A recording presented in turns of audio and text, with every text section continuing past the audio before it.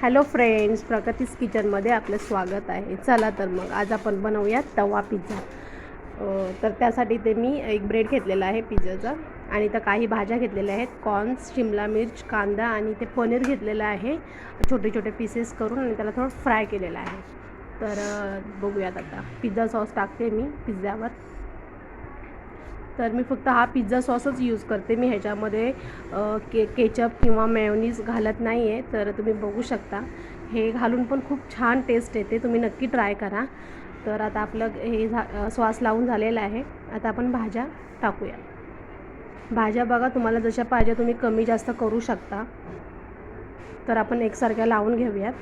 आणि कांदा ते बघू शकता तुम्ही, छोटे छोटे पीसेस केलेले आहेत. तुम्हाला जसं छोटे मोठे तुम्हाला जसं आवडेल त्या पद्धतीने तुम्ही करू शकता. कांदा घातलेला आहे, थोडेसे मध्ये मध्ये पनीरचे पीसेस, शिमला मिरची आणि कॉर्न्स टाकते. कॉर्न्स जास्त प्रमाणात घाला, कारण ते छान दिसतात, छान वाटतात आणि खायला पण छान लागतात. तर मग तुम्ही बघू शकता कशा पद्धतीने मी करते. खूप छान लागतो हा पिझ्झा. बाहेरचा आपण घेऊन येतो त्याच्यापेक्षा हे घरी बनवा, खूप छान लागतं.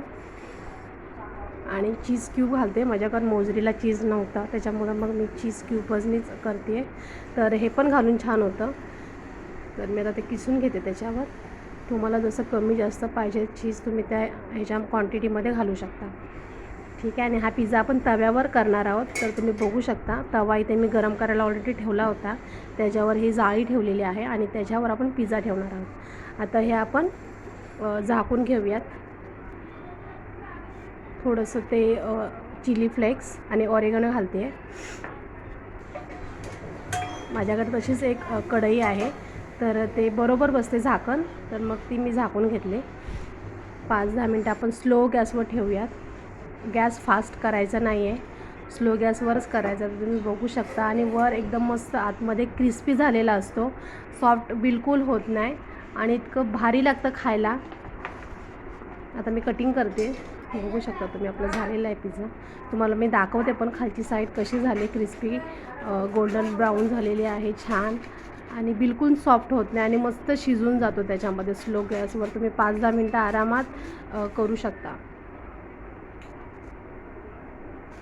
बघू शकता मी पीसेस करते. तुम्हाला एक पीस काढून दाखवते.